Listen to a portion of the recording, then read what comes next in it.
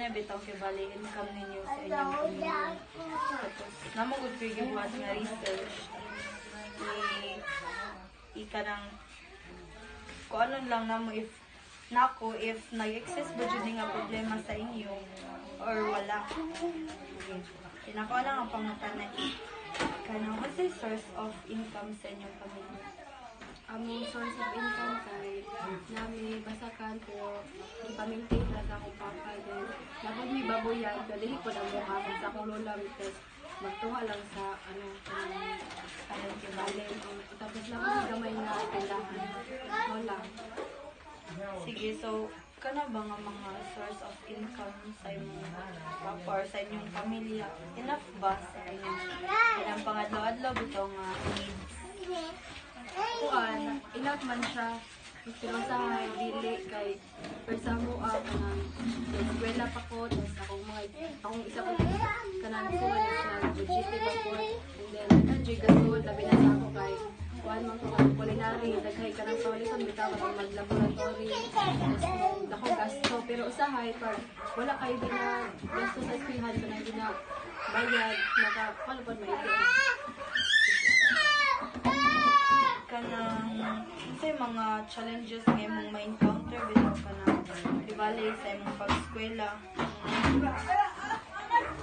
pag dili kay may kamalawan Nang kayo bitaw income pag kuan ginatibok nga gud nagatag sa kanang kuan ang allowance taga isa ka semana is 500 so 100 taga adlaw tas ang date 50 then ay 50 sa baon and then usahay kay magbaon ako sudan para makatipid ko para napa ko'y magamit sunod adlaw wala pa jud mintis nga kanang wala pa natang ilawan wala ang pod kay dili pod kanang nagdili ko na yan sa cookers ikaw mag-eskwela kung wala yung kwarta.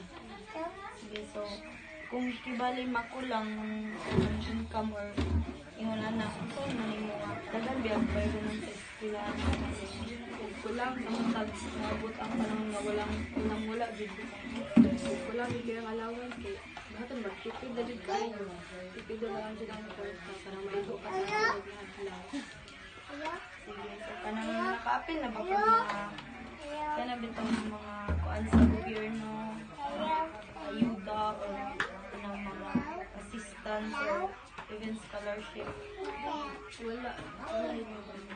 wala jud bisag kayo sa Ito ba nasa katungkuan? Sa linggo ng kabatsuno, linggo ng ay kanang sa SK kanang nanak ang hatag kibali nakadabat ng kwarto ng sa eskwelahan. Pagdabat na ko sa wheelchair. kibali pa rin sige, so last na lang jud ang question.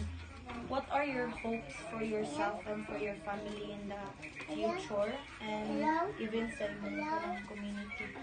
Ang ako hope is kana makahuman og eskwela and then sunod is kana mahimong may successful tanan sa ako magsuon para makabawi mi sa ako sa mga ginikanan sa ilang mga sacrifice sa ako and then asa ko ta Kuan sa imong pamilya community sa communities kuan kana makatabang pud mi sa community kana makahapon pud mi kana mga blessings maka-share mi sa uban. so more of